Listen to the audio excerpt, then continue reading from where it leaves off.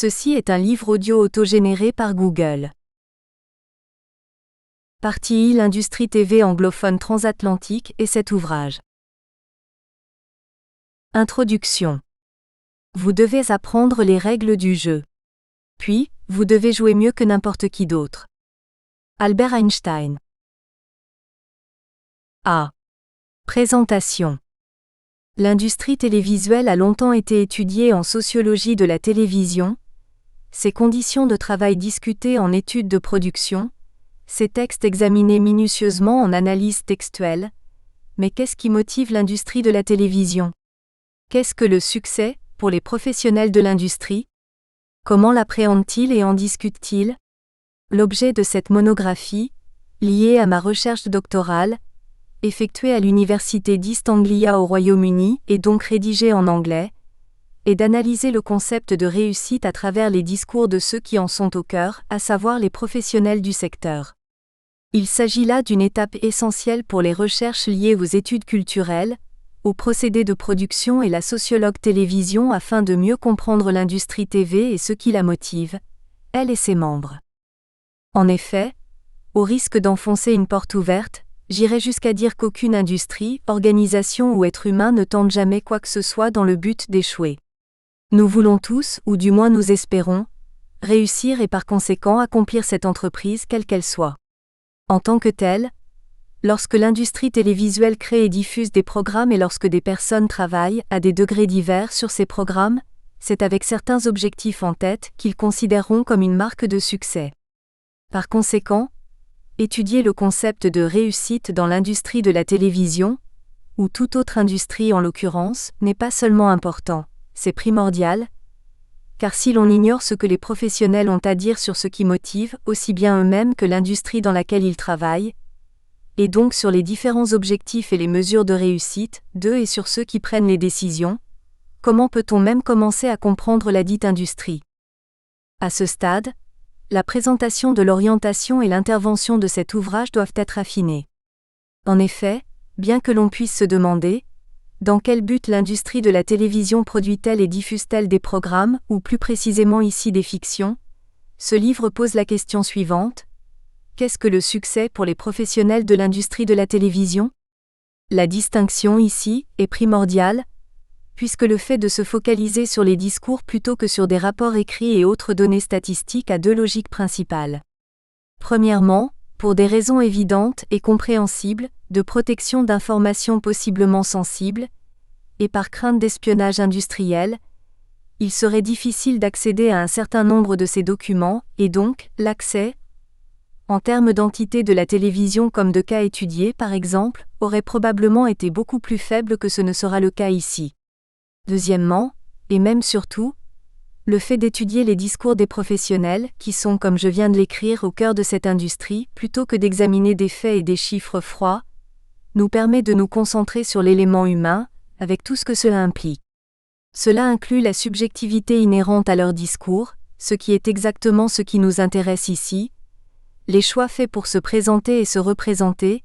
les objectifs des personnels et leur place au sein de l'industrie, ainsi que les informations fournies sur les relations entre les différents groupes de travailleurs et sur la perception qu'ont les professionnels des mesures, des décisions et de ceux qui prennent ces décisions portant sur le succès industriel. Ce manque dans les recherches en sciences de l'information et de la communication sur les discours des professionnels, et en particulier en ce qui concerne le succès, doit donc être comblé, car de telles recherches permettent de mieux comprendre l'industrie de la télévision, non pas en tant qu'entité mécanique, mais en tant qu'entité composée de personnes, avec leurs points de vue propres, leurs idées, leurs objectifs et même leur subjectivité. Cette analyse sociologique de leur discours est à rapprocher de la position de Niklas Luhmann, pour qui la sociologie n'est pas l'analyse des institutions sociales mais bien plutôt l'étude des systèmes socio-communicationnels. Ramplet 2015. Notons enfin que les rapports et données que les studios ou les chaînes de TV auraient pu accepter de partager avec moi, en plus du fait qu'il leur aurait manqué de toutes ces informations précieuses, n'auraient pas nécessairement montré une image beaucoup plus fidèle à la réalité. Assurément, de telles entreprises qui seraient probablement encore plus prudentes que leurs employés à l'égard de ce qu'elles choisiraient de partager avec moi, en particulier en ce qui concerne ce qui pourrait être considéré comme des informations sensibles d'objectifs, de résultats ou de marge de profit, aurait également été très attentive quant au type d'informations et d'images à transmettre. Loin de se limiter à cela, cet ouvrage abordera également des sujets liés à la sociologie et à la psychologie, ainsi qu'aux études de production, telles que les relations qu'ont les professionnels vis-à-vis du pouvoir et du processus de décision, en plus de la manière dont ceux qui prennent ces décisions sont perçus par les autres. Cet ouvrage abordera enfin les objectifs de réussite personnelle des professionnels de la télévision interrogés. En plus d'aider à la compréhension de l'industrie télévisuelle et de la relation entre les professionnels de la télévision et le succès, cette recherche pourrait avoir un impact potentiel sur le terrain.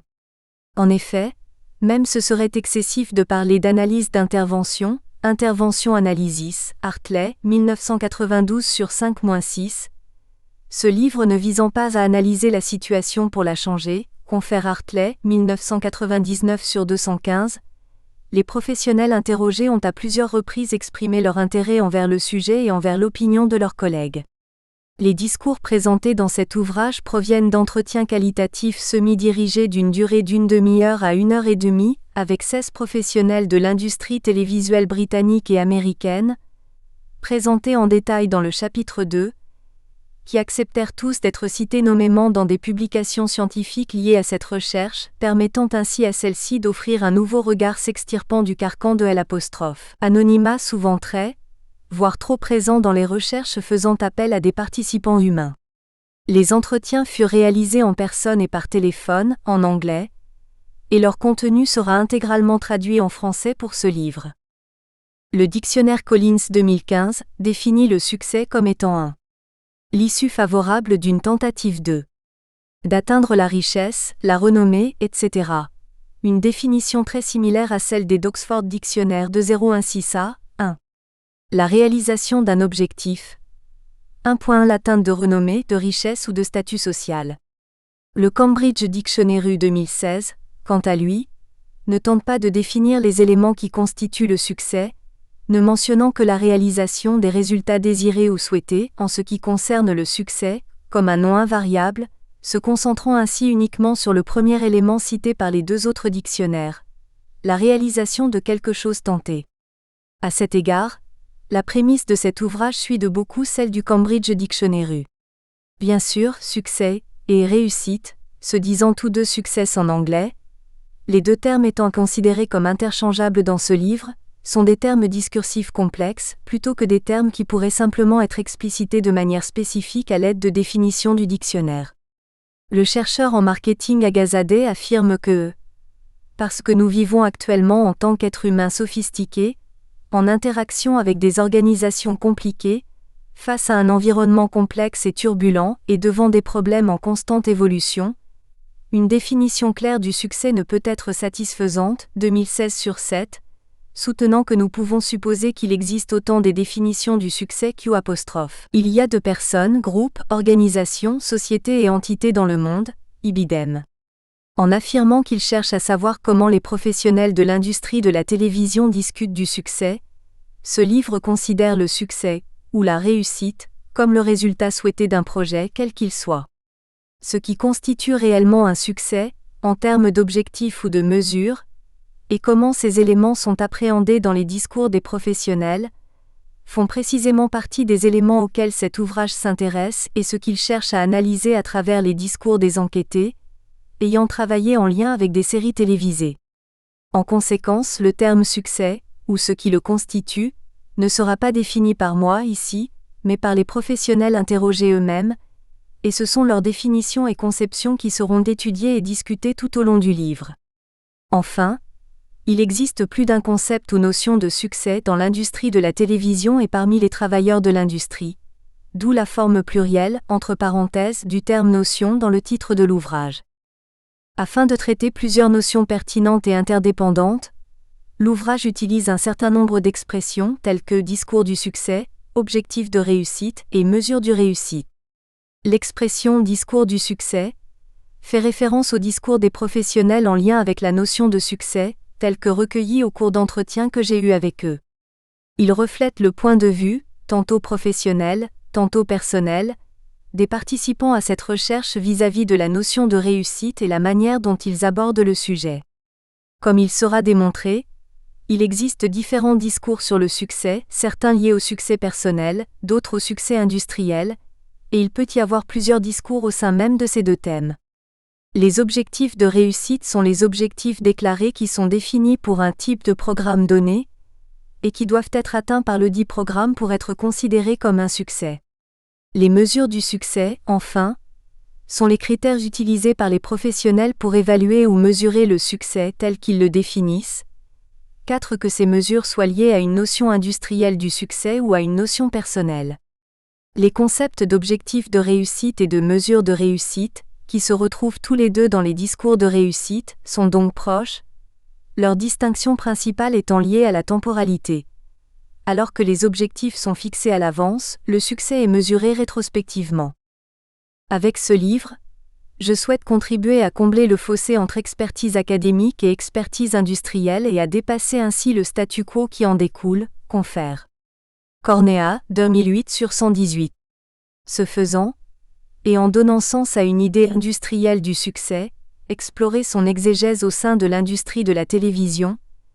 cette recherche vise à développer un nouveau cadre d'étude du succès, et à offrir ainsi aux collègues universitaires un premier moyen d'appréhender la notion de réussite dans le secteur de la télévision en général, et plus particulièrement dans l'industrie britannique et américaine. Néanmoins, bien que certaines hypothèses puissent éventuellement être établies à partir des recherches qualitatives comme la mienne, impliquant quelques interviewés dans le but d'examiner une industrie dans son ensemble, ou quelques dizaines d'entre eux, en se concentrant sur plusieurs industries à la fois, comme avec Emondalg et Baker, 2011, ces études ne peuvent justifier de tirer des conclusions systématiques et généralisées sur l'industrie tout entière. De telles recherches fournissent néanmoins un premier élément de réponse aux diverses questions posées. B. Cadre académique et intervention. J'examinerai ici les travaux et théories clés liées à la télévision, la production et d'autres disciplines liées à nos propos, et mettrai en évidence les éléments qui seront abordés par cet ouvrage et le cadre dans lequel cette recherche se situe, tout comme les points qui dépassent sa portée. Les principaux domaines que ce livre, basé sur une recherche dans une université anglaise, aborde et auxquels il entend contribuer, sont liés aux sciences de l'information et de la communication, Communication Studies, aux sciences de la culture, Cultural Studies, à l'économie et aux filières de l'audiovisuel, Production Studies, et bien sûr, à la sociologie de la télévision, Television Studies. Alors que des recherches, notamment anglophones elles aussi, se sont beaucoup intéressées à l'économie culturelle, Fisk 1987, et à l'impact politique des médias de masse en termes de réception, Messenger Davis 2006/23, les sciences sociales et l'étude des travailleurs, comme les travaux de Bourdieu 1979, 1996 par exemple, ont toujours été un aspect important du domaine, aspect auquel ce livre est intimement lié. La notion de discours du succès en tant que tel, cependant, est ce qui motive l'industrie de la télévision, ou d'autres composants des industries créatives, n'a été que peu abordée dans la littérature scientifique, même si une telle étude cadrerait avec l'intérêt historique de ces domaines de recherche pour l'économie culturelle et les sciences sociales. Tout comme Pearson et Messenger Davis, dont l'intérêt de parler aux travailleurs était notamment selon eux de combler une lacune dans l'agenda idéologique des études sur les médias, 2006/23. C'était également mon intention lorsque j'ai décidé d'aborder le concept crucial des objectifs de la production d'œuvres dans l'industrie télévisuelle. Intersection des études en audiovisuel et des SIC. Les domaines et les discussions auxquels ce travail a particulièrement l'intention de contribuer se situent là où les SIC et la sociologie de la télévision croisent d'autres domaines. Les sciences de la culture, par exemple, à travers des discussions sur la créativité et la valeur, voir Nelson, 1997, Négu et Pickering 2004, Gibson 2006 et Emondalg et Baker, 2011, ainsi que sur la qualité et la valeur culturelle du contenu télévisuel, confère. Tumin 2004, McCabe et Akas 2007, Newman et Levine 2012, Ouellet 2016, qui sont abordés plus tôt dans cette introduction et plus loin dans le livre. Cependant, Cette recherche découle de et contribue principalement au point de rencontre entre les SIC et la sociologie de la télévision, rencontre les études portant sur l'économie et les filières de l'audiovisuel. Étant donné l'intérêt principal de ce livre pour les discours liés au travail, aux relations sociales et à la production au sein de l'industrie télévisuelle, qui historiquement ne se recoupaient que relativement peu. En effet, en 1999, Corner avertissait que l'attention portée au processus de production a parfois été considérée comme un domaine d'enquête négligé ou sous-développé dans les études liées à l'industrie télévisuelle, 1999/71. Cette situation, bien qu'actuellement en mouvement, a persisté pendant longtemps, si on la compare à la richesse des travaux tout aussi intéressants sur l'analyse textuelle, les études d'audience ou l'histoire de la télévision, la plupart de ces recherches offrant un aperçu des coulisses de la télévision dans des études de production ou dans certains travaux plus généraux sur les médias. Comme l'a déclaré Messenger Davis, les études de production studies, soit les recherches sur les personnes qui réalisent des programmes télévisés et la façon dont ces personnes travaillent, n'ont jamais été une partie importante du domaine des études sur la télévision, Messenger Davis 2006/21. Certaines exceptions incluent les premiers travaux du sociologue Todd Gitlin, 1983, sur la télévision prime-time, aux heures de grande écoute, qui examinèrent le travail et les politiques des cadres dirigeants, au sein des networks américains en particulier, ou bien les conversations de Cubbett, 2004, avec des professionnels de la télévision américaine, mais qui se concentraient davantage sur des histoires et récits individuels que sur un thème spécifique ni le fonctionnement de l'industrie en soi. D'autres travaux s'intéressant au discours des professionnels,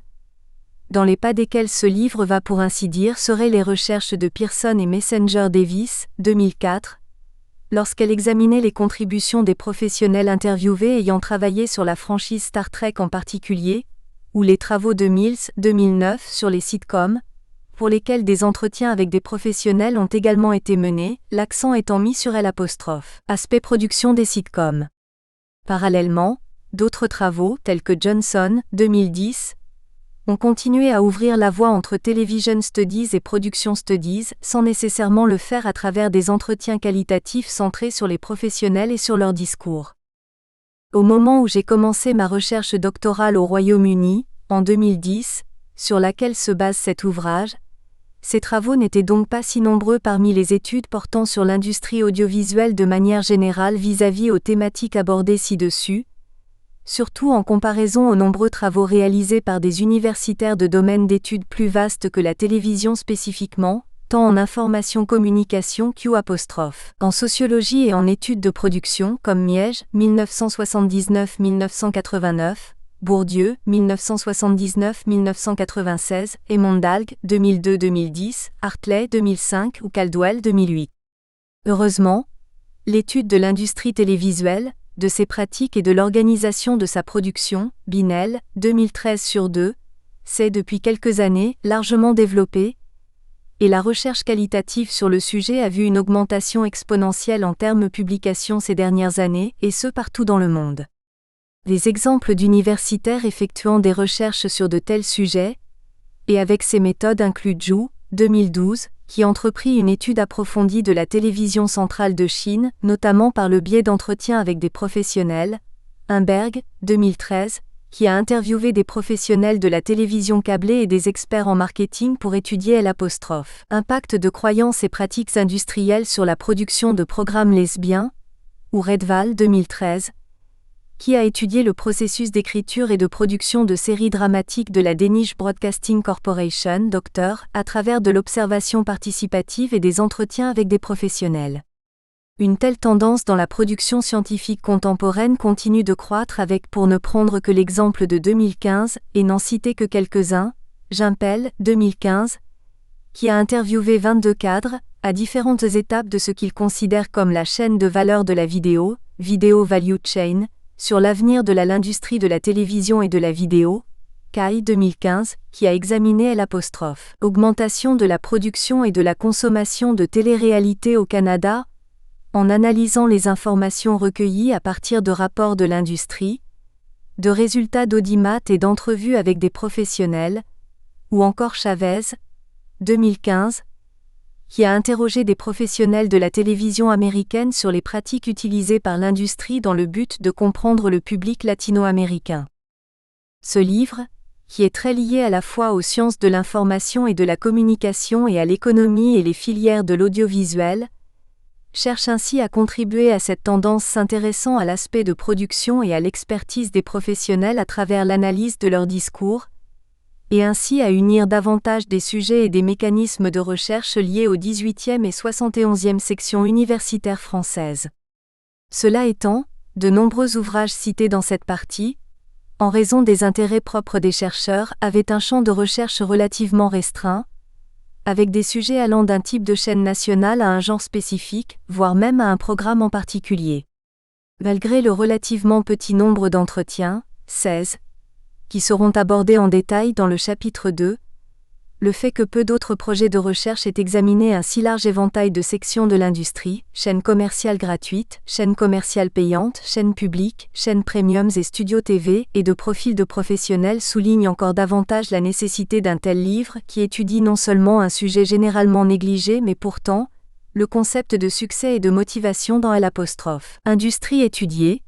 mais prend également en compte l'industrie télévisuelle anglophone transatlantique dans sa multiplicité en termes catégories d'emplois liés à la production, ainsi qu'en termes d'entités. En effet, en examinant tous les types de constituants de l'industrie et les travailleurs provenant de chacun des 7 groupes de tâches de la classification proposée dès le chapitre 2, cette recherche entend avoir une portée aussi large que possible tout en se concentrant sur le sujet d'intérêt très spécifique ici, les discours du succès et la façon dont ce succès est perçu et mesuré par l'industrie et ses membres, mêlant ainsi à la fois mesures industrielles et personnelles, tout en étudiant avant tout les représentations que les différents interviewés font d'eux-mêmes et de leur groupe, et les relations sociales entre ces différents groupes. Travail académique sur le succès. La notion de succès personnel en particulier, était déjà étudiée et discutée dans l'Antiquité classique. Des philosophes grecs comme Aristote, 350 avant l'ère commune 2015. Aristote, cité dans Andy 1993, ou Épicure, vers 300 à 270 AEC 2015, établissaient déjà des liens entre bonheur, succès et plaisir il y a plus de 23 siècles. De nos jours, bien qu'il existe une multitude de manuels de motivation sur la manière d'atteindre le succès, il existe un manque certain de livres ou de recherches sur la nature, l'essence et la définition même de celui-ci. Une partie de la littérature traitant du sujet comprend le travail de psychologues comme Hazan et Shaver 2003, Lubomirski, King et Dinner 2005, ou Jacobs, Bao et Lubomirski 2012 par exemple, qui ont approfondi les liens de causalité entre bonheur et succès dans le monde moderne. Cependant, les pratiques et mesures industrielles en lien avec la réussite n'ont que rarement fait l'objet de recherches, du moins au sujet des industries créatives telles que la télévision, la plupart des travaux en cours sur le sujet résidant dans les domaines du management ou du marketing, confèrent. Ryan et al., 2000 Freight et Osterlo 2002, Smith et Raspin 2008, Agazaday 2016. En effet, très peu de travaux universitaires ont véritablement discuté du succès dans l'industrie de la télévision ou les industries culturelles en général, même si la question fut brièvement abordée mais non analysée ces dernières années. Dans les études de production par exemple, Mayer, Banks et Caldwell mentionnent, en relation avec les industries des médias, le conflit et la collaboration qui lui succèdent, conduisant finalement à la créativité et au succès commercial, 2009 sur 2. Qu'entend-on cependant par succès commercial ? De plus, la réussite commerciale est loin d'être le seul type de réussite industrielle, comme le démontrera cet ouvrage, et surtout la partie 4. De même, sans se concentrer spécifiquement sur la télévision en soi, mais plutôt sur le public des médias en général, y compris les réseaux sociaux, Napoli 2011 discute du succès de l'industrie médiatique dans quelques cas, mais en se concentrant strictement sur l'analyse de l'audimat et sur son évolution depuis une perspective commerciale, sans regarder les différents types de succès ni les discours des professionnels. Sinon, Emondalg et Baker, qui ont comme moi réalisé des entretiens avec des professionnels de succès dans 3 industries culturelles, télévision, musique et journalisme, et mentionnent la production de succès et d'échecs, 2008 sur 107, 7 mais sans pour autant expliquer ce qui est entendu par là. bien qu'il mentionne plus tard brièvement de bons textes, good texts, aux yeux des professionnels de la télévision, ibidem. 187. Et les relations entre l'industrie télévisuelle britannique et le public, ibidem 201, 214 à 19. De tels sujets nécessitent une analyse bien plus approfondie que ce qui a été fait jusqu'à présent afin d'aborder correctement la question du succès dans l'industrie, a fortiori dans l'industrie télévisuelle anglophone transatlantique. Un manque que ce livre entend bien aider à combler. L'un des travaux les plus proches du mien pourrait être celui de Gitlin, qui mentionne le succès, en discutant dans son livre de la difficulté de le prévoir lors de la production de programmes en se basant sur les récits de ses interviewés, et soutient que les impératifs commerciaux, des networks américains en particulier, ont induit un certain niveau de conservatisme dans les programmes sélectionnés, 1983. Cependant, l'auteur ne centre jamais vraiment ses recherches sur les dits récits, étant beaucoup plus axé sur la perspective industrielle de cette phase particulière du cycle de vie d'un programme que sur des éléments discursifs. Plus récemment, Ursel cite également un certain nombre de témoignages de travailleurs dans son chapitre, et déclare que certains genres de programmes peuvent être considérés comme des succès à la fois selon d'anciens critères de service public, comme étant de qualité, et selon de nouveaux critères commerciaux pour avoir rapporté beaucoup d'argent, 2000 sur 817. On peut cependant se demander par qui les succès sont ainsi qualifiés, et si de telles déclarations peuvent être faites concernant des genres entiers de programmes, en particulier en l'absence d'exemples et d'analyses plus tangibles. Ursel continue bien d'aborder les stratégies mises en œuvre dans le but de minimiser les risques en maximisant les chances de succès, ibidem, mais sans pour autant expliquer ce que l'on entend par chance de succès, ni comment cela est évalué. Le domaine d'analyse est donc là, et j'espère contribuer avec ce livre à le faire progresser, à la fois en termes de contenu et d'attrait pour les universitaires. Cette recherche participera ainsi à ces discussions, son intervention principale se produisant à la croisée des sciences l'information et de la communication, de l'économie et des filières de l'audiovisuel et de la sociologie de la télévision, car elle entend apporter des éclaircissements sur les questions fondamentales décrites ci-dessus, en particulier issues des réflexions sur les analyses des chercheurs tels que Emondalg et Baker, 2010, Mayer, Banks et Caldwell, 2009, ou Ursel, 2000, et du manque général de littérature sur le sujet du succès dans l'industrie de la télévision. L'identification de ce manque dans les recherches existantes en SIC comme en art du spectacle sur l'industrie TV, et l'intention de faire les premiers pas pour la combler à l'aide de nouvelles données de recherche empirique, sont précisément là où réside l'originalité de cette recherche. Enfin, bien conscient que l'essentiel de la recherche portant sur l'industrie télévisuelle anglophone transatlantique provient justement du monde universitaire anglophone, je compte apporter avec cet ouvrage un certain nombre de références scientifiques étrangères souvent peu connues et mises à profit dans la littérature scientifique française. Champ d'engagement secondaire et tertiaire. Comme mentionné ci-dessus, cette recherche s'appuie sur un certain nombre de travaux de recherche principalement anglophones, qui ont impliqué des entretiens avec des travailleurs des industries créatives anglophones transatlantiques, mais avec des intérêts quelque peu différents. Ceci inclut notamment les travaux de Banks 2007, Caldwell 2008, Gitlin 1983, Emondalg et Baker 2008-2010, Mills 2009 et Ursel 2000-2006, tous cités et discutés ci-dessus. Cependant, en mettant l'accent sur le succès, cette recherche établira également des liens avec un éventail plus large de sujets et de chercheurs, tels que la sociologie et même la psychologie. On trouve parmi ceux-ci des sociologues tels que Bella et al. 1985, Gardner, Csikszentmihalyi et Damon 2001, McIntyre 1984 ou Muirhead 2004, ou encore le théoricien politique Keat 2000 qui ont contribué à des débats sur les incitations à faire du bon travail, dans certains cas dans le cadre culturel, et ainsi sur les motivations des travailleurs à faire du bon travail. Ces thèmes étant centrés sur l'aspect sociologique des choses, et regardant ces éléments du côté des travailleurs, par opposition aux éléments de motivation liés à la satisfaction au travail vus d'une perspective managériale par exemple, ils concernent avant tout la sociologie, ou plus précisément à la sociologie industrielle. De plus, comme expliqué précédemment, le succès a longtemps été étudié dans d'autres disciplines, telles que la philosophie par Aristote et Épicure, au milieu de beaucoup d'autres, et la psychologie par des chercheurs tels que Hazan et Shaver, 2003, Lubomirski, King et Diener, 2005, ou Jacobs-Bao et Lubomirski, 2012, qui ont également abordé la notion de succès, mais cette fois uniquement en relation avec le succès personnel. D'autres concepts et débats seront abordés à différents moments de ce livre en ce qui concerne la psychologie. Ceci comprendrait, premièrement, des concepts tels que la pyramide des besoins, Maslow 1954, une théorie de la psychologie centrée sur la hiérarchie des besoins des individus, toujours utilisée dans des disciplines comme la gestion et le marketing afin d'expliquer le comportement des gens soit au travail, soit en tant que consommateurs. Deuxièmement,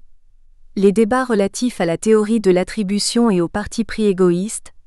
présentés par le psychologue Heider, 1958 et développés par le psychologue social Weiner, 1974, qui concerne le rôle que les gens attribuent aux facteurs internes et externes en ce qui concerne le résultat d'un effort effectué. Troisièmement, la théorie des dimensions culturelles développée par le psychologue social Hofstede, 1980, qui étudie les éléments clés de la culture nationale d'une société. Il s'agit là d'un concept de science comportementale également utilisé en management, au niveau de l'entreprise, notamment en matière de management interculturel. Même si l'une des sous-questions de recherche, et par conséquent l'une des parties du présent ouvrage concerne les objectifs personnels de réussite des professionnels de l'industrie interrogés, les discours industriels du succès, ainsi que les relations avec et leurs perspectives sur les cadres décideurs, restent au cœur du livre. Tous les travaux académiques liés au succès ne seront néanmoins pas abordés dans ce livre. Alors que des disciplines telles que la gestion et l'économie s'intéressent au succès industriel en soi, voir la Habs 2009, ou Serrador 2015 par exemple, elles le font sous un angle purement quantitatif, en utilisant des variables numériques appelées mesures du succès ou facteurs du succès, ibidem 38 à 39, 10 plutôt que de prêter attention aux approches qualitatives et à l'analyse du discours. Par conséquent, en raison de leur point de vue et de leur orientation radicalement différentes, ils ne sont pas réellement liés au sujet traité. Cela ne veut pas dire pour autant que la recherche en gestion ne sera pas du tout discutée ici. Par exemple, les débats tournant autour de la satisfaction au travail d'un point de vue managérial, par exemple le travail du psychologue Herzberg 2003, et celui du géographe politico-économique Hudson 2005, mais aussi de l'économiste Duguay 1996 et du sociologue Hilla 2002, se verront abordés dans cet ouvrage. Enfin, malgré la perspective étroite sur le succès de ce livre, celui-ci offrira néanmoins des informations sur de nombreux sujets liés au travail créatif et aux industries culturelles. Par exemple, même si l'épreuve de la précarité de l'emploi dans les industries créatives, discutée par Deuze, 2007-2011, et Mondalg et Baker, 2008, Nilsson et Rossiter, 2005, Ursel, 2000, entre autres, ne sont pas directement mises en avant étant quelque peu éloignées du champ central de cette recherche, de telles notions étaient néanmoins palpables. Par exemple, lorsqu'un producteur s'est mis à plaisanter en disant que sa définition du succès était d'être employé l'année prochaine, et seront par conséquent traitées. L'approche éclectique et innovante de cette recherche s'appuie également sur diverses conceptions de la production culturelle, et entend y contribuer, citant Caldwell 2008, Hart et Negri 2000, Hirsch 2000, Négu 1998, ou Ryan 1992, ainsi que des questions telles que les conflits créativité-contrôle, Adorno 1991, Enzensberger 1974, Faulkner et al. 2008, ou les théories marxistes relatives aux forces de production et à la division et l'exploitation du travail, Marx et Engels 1902. Les notions de plaisir et de satisfaction de travailler dans l'industrie, Mondalg et Baker 2010, et les considérations de satisfaction du travail bien fait, Bella et al. 2008, Mondalg et Baker 2010, McIntyre 1984, Muired 2004, Sennett 2008, pour N'. En nommer que quelques-uns, seront également abordés, puisque les chapitres dialogueront avec les différents auteurs susmentionnés. Cet ouvrage cherchera à apporter une contribution à un certain nombre de domaines scientifiques différents, qui ne sont pas nécessairement souvent en dialogue mutuel. Le premier domaine s'inscrit dans celui des sciences de l'information et de la communication, et comprend les cultural studies, ainsi que le domaine connexe des études de production. Le deuxième domaine englobe la sociologie industrielle, la psychologie, en particulier la psychologie du management, et la recherche organisationnelle. L'analyse du discours est enfin une discipline cruciale pour cette recherche. Ces trois domaines, qui se sont rarement interrogés ou combinés, ont été tissés ensemble dans cette recherche clairement multidisciplinaire dans le but d'apporter une contribution significative à la connaissance concernant les discours du succès des professionnels de la télévision, de perception par les pairs et d'aspiration professionnelle. Après avoir ainsi délimité le cadre et le champ d'analyse de cet ouvrage au travers des deux premières parties de cette introduction, les deux suivants se focaliseront sur les spécificités de la recherche.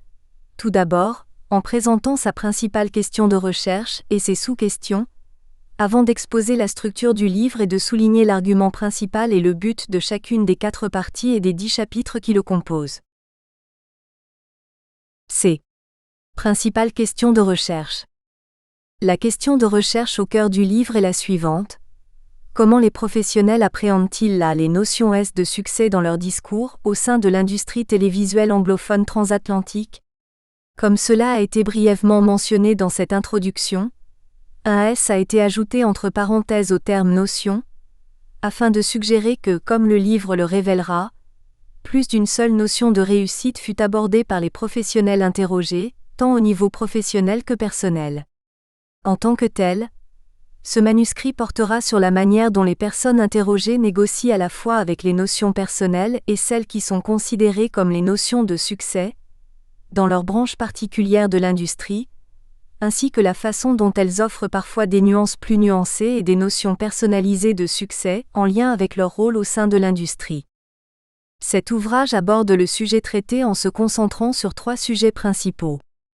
La perception qu'ont les professionnels du pouvoir et des décideurs.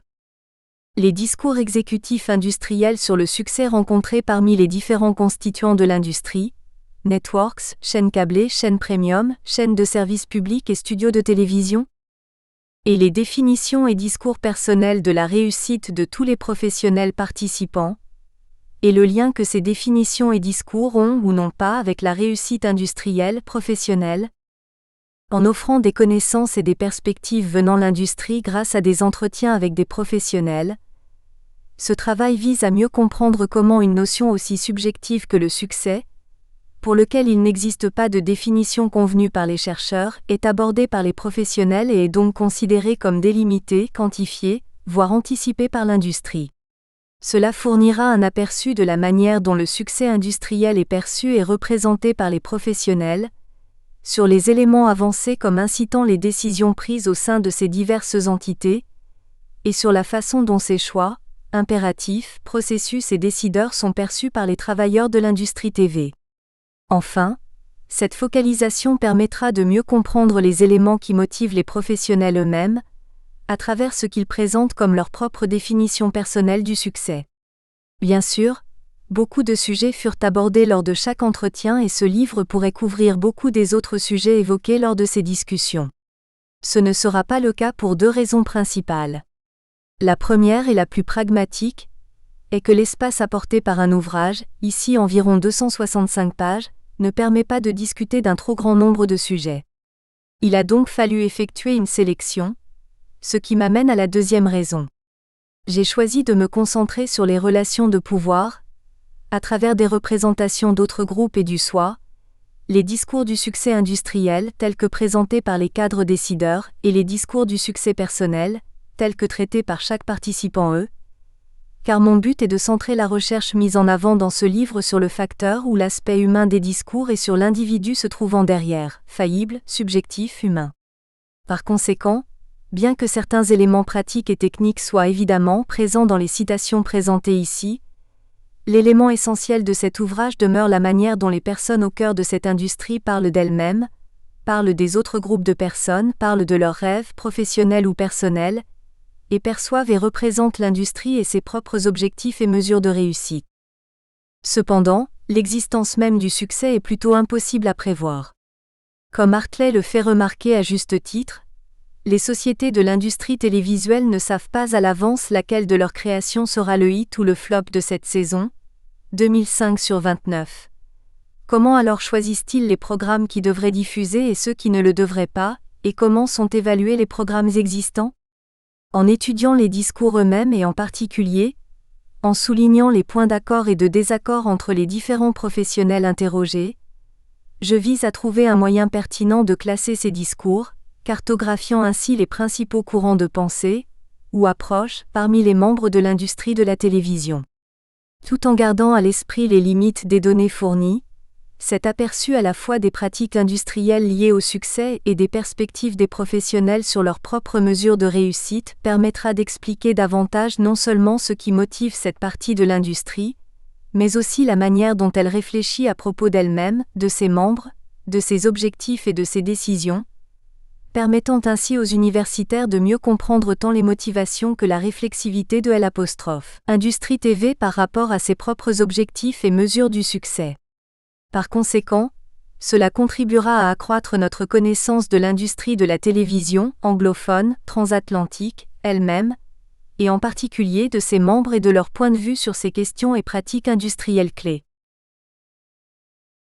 D. Structure de l'ouvrage. Ce livre est composé de 4 parties et de 10 chapitres, en plus de cette introduction et d'une conclusion. La partie 1 comprend la présente introduction, destinée à présenter le cadre scientifique et le contenu de cet ouvrage, ainsi que 2 chapitres. Le chapitre 1, intitulé « L'industrie télévisuelle hier et aujourd'hui », présentera le contexte industriel dans lequel s'ancre ce livre, en revenant sur différents concepts clés, ainsi que l'histoire des 2 industries télévisuelles étudiées ici. Il sera suivi du chapitre 2, « Reconcevoir l'industrie TV », qui présentera la manière sont conçues l'industrie de la télévision et les personnes y travaillant dans cet ouvrage. Notamment, en divisant l'industrie en 5 entités évoquées brièvement plus haut, les chaînes commerciales gratuites, les chaînes commerciales payantes, les chaînes premiums, les chaînes publiques et les studios TV, ainsi qu'en proposant 2 typologies distinctes pour distinguer les professionnels de l'industrie. L'une en 3 groupes en fonction de leur distance au pouvoir et l'autre constituée de 7 catégories en fonction des spécificités de leur travail. À la suite de quoi seront présentés les 16 professionnels participant à cette recherche et la manière dont ils s'inscrivent au sein de ces catégories, avant qu'une réflexion sur le nombre de personnes interrogées et la représentativité de celles-ci ne soit menée. Afin de répondre à la question principale de recherche présentée ci-dessus et à ses sous-questions, je me concentrerai sur les éléments suivants, développés à travers 3 parties correspondants. Il s'agit de la perception des décideurs par les professionnels de l'industrie, des discours exécutifs industriels sur le succès et enfin des discours et définitions personnelles du succès par les professionnels. Ainsi, la partie 2, intitulée « Comment le pouvoir est-il perçu dans les discours des professionnels ?», s'intéresse à la perception par toutes les catégories de professionnels identifiés de ceux qui décident de ce qui est un succès et de ce qui ne l'est pas. Alors que beaucoup a été écrit sur les conditions de travail ou les mécanismes de production dans les industries créatives, moins de travaux académiques se sont véritablement concentrés sur la manière dont les différents professionnels se voyaient et se considéraient, et surtout ici, appréhendaient les décideurs. Les données et analyses proposées dans cette partie offrent une nouvelle façon de catégoriser les professionnels de l'industrie de la télévision en fonction de leur perspective et de leur relation au pouvoir. Elle se compose du personnel non managérial, du personnel managérial et des cadres décideurs, cette partie étant constituée d'autant de chapitres. Le chapitre 3, centré sur le premier groupe et intitulé « Conflit entre créativité et contrôle ». Différentes théories se font face,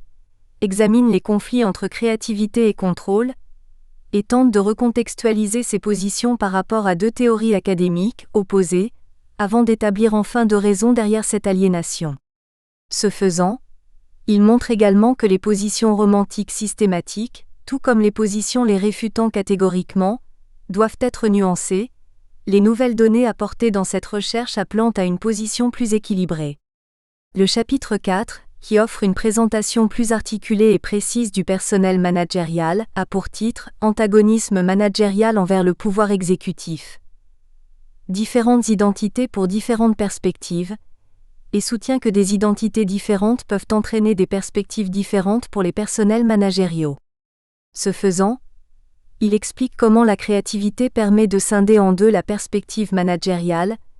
tandis que les preuves apportées me permettent de montrer que les conflits que je définis comme hiérarchiques fonctionnels finissent par unir les différentes sortes de producteurs.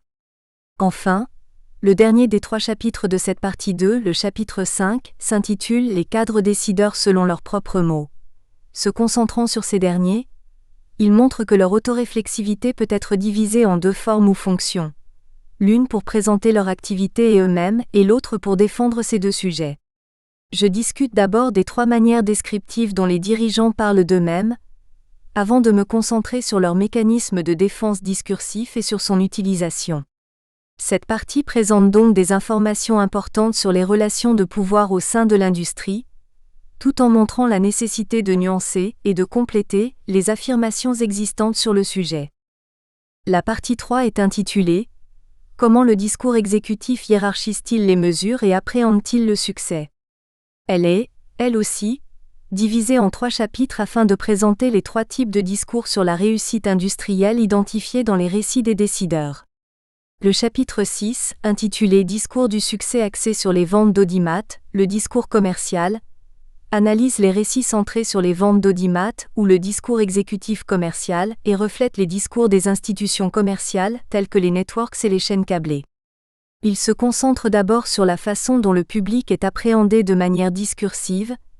démontrant ainsi que les catégories démographiques ne résultent pas simplement d'une construction sociale façonnée par le discours, mais découlent d'un système plus complexe, et soutient que les annonceurs sont ceux qui contrôlent les mesures utilisées dans l'industrie TV. Il aborde ensuite l'impact de la technologie sur les pratiques et les discours, et trace les courants de pensée au sein du discours exécutif commercial en montrant comment des sensibilités personnelles peuvent émerger du discours industriel, avant d'illustrer comment les cadres décideurs appréhendent les audiences et les revenus, et de réfléchir sur les conflits de représentation des personnes interrogées lorsque celles-ci discutent de leur activité et d'eux-mêmes. Le chapitre 7, Discours du succès axé sur les revenus, le discours financier, aborde le discours exécutif financier des studios, centré sur les revenus, et montre que le discours financier des dirigeants se lie à une équation de coûts de production contre les revenus d'audience, notamment, et illustre que les objectifs d'audimat ne sont pas fixes mais varient en fonction du coût de production. J'examine ensuite comment les personnes interrogées appréhendent l'utilisation d'un discours aussi axé sur le plan financier, à travers la forme explicative défensive évoquée ci-dessus, avant d'aborder les autres sources de revenus pour les studios. Après avoir noté la présence de mythes industriels, j'établis l'utilisation par les cadres décideurs interrogés de procédés d'autocrédit dans leur discours lorsqu'ils abordent ces revenus. Le chapitre 8, intitulé « Discours du succès axé sur les personnes », le discours public, examine enfin le discours exécutif de diffuseurs publics centré sur les personnes. L'analyse de récits tant internes qu'externes relatifs aux pratiques de la BBC et leur comparaison avec les documents officiels permettent à ce chapitre de montrer que cet aspect bienveillant semble être plus proche d'un thème discursif que d'une réelle priorité. Je soutiens par la suite que le discours exécutif public semble être aussi attentif à l'image qu'il dégage que l'on pourrait s'attendre de la part du discours commercial ou financier, avant de lier l'importance d'audience élevée pour les chaînes publiques aux ventes internationales, ainsi qu'au souhait de revenus plus élevés. Cette partie permet par conséquent, au présent ouvrage de cartographier et donc d'étudier, de comparer et de catégoriser les discours industriels du succès des cadres décideurs interrogés à travers différentes composantes de l'industrie télévisuelle anglophone transatlantique. Enfin, la partie 4, qui s'intitule « Comment les approches du succès des travailleurs diffèrent-elles de celles de l'industrie ?», se concentre sur ce qui motive les professionnels et sur leurs propres objectifs du succès. En tant que telle, elle examine les discours de tous les professionnels interrogés. Elle est constituée de 2 chapitres et examine les différents ensembles de débats relatifs à cette notion de fierté, élément le plus récurrent dans les récits des personnes interrogées, et démontre que celle-ci peut être basée sur 2 choses différentes. Le chapitre 9, Récompenses internes liées à son travail, se concentre sur les récompenses internes liées à l'opinion de la personne sur son propre travail, tandis que le chapitre 10, Récompenses externes liées à la réception du programme, se penche justement sur les récompenses externes liées aux opinions des autres. En tant que telle, cette quatrième et dernière partie du livre explique que les récompenses internes peuvent provenir soit de sa propre contribution, l'effort fourni, soit du point de vue du résultat final, du programme terminé, tandis que les récompenses externes, liées à la réception d'un programme, peuvent provenir soit de la popularité globale d'un programme, autrement dit, l'audimat, soit de sa réception par des individus ou des groupes spécifiques. J'y explique également comment les professionnels appartenant à certaines des catégories mises en avant par cette nouvelle typologie liée à leurs activités, ont tendance à partager les mêmes objectifs de réussite personnelle avec d'autres membres de la même catégorie. En contextualisant ces récits au sein des travaux en psychologie et en gestion, je montre à travers ces 2 chapitres que tous ces récits tournent autour de la satisfaction au travail. En plus de regarder ce qui n'a pas été dit, je discute enfin dans le chapitre 10 des 2 seuls discours des professionnels qui ne se sont pas liés à la fierté et par là même, démontrent que d'une manière ou d'une autre, que tous les enquêtés lient le succès au bonheur. Enfin, la conclusion revient aux 6 principaux constats, théorisations et concepts mis en avant par ce livre,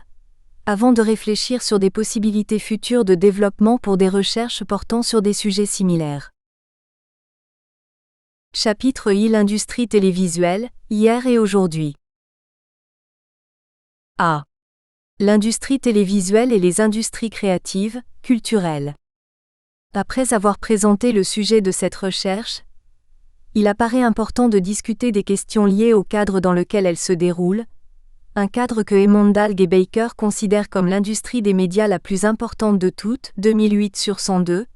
l'industrie de la télévision, celle-ci faisant partie intégrante de ce que certains universitaires ont appelé les industries culturelles, Emondalg 2002, expression introduite par Horkheimer et Adorno 1944, ou les industries créatives, Hartley 2005, expression utilisée pour la première fois par Miege 1987. Cependant, plus qu'un simple cadre ou référence à un lieu de travail physique, le concept d'industrie culturelle se rattache à des mouvements plus larges de la sociologie économique, dans le but d'analyser et de construire des champs organisationnels et de traiter de la construction sociale de marché de tout type. Hirsch 2000 sur 359. Ces industries et leur travail. Nous espérons que vous avez apprécié cet aperçu. Pour continuer à écouter ce livre audio sur Google Play Livres, utilisez le lien dans la description de la vidéo.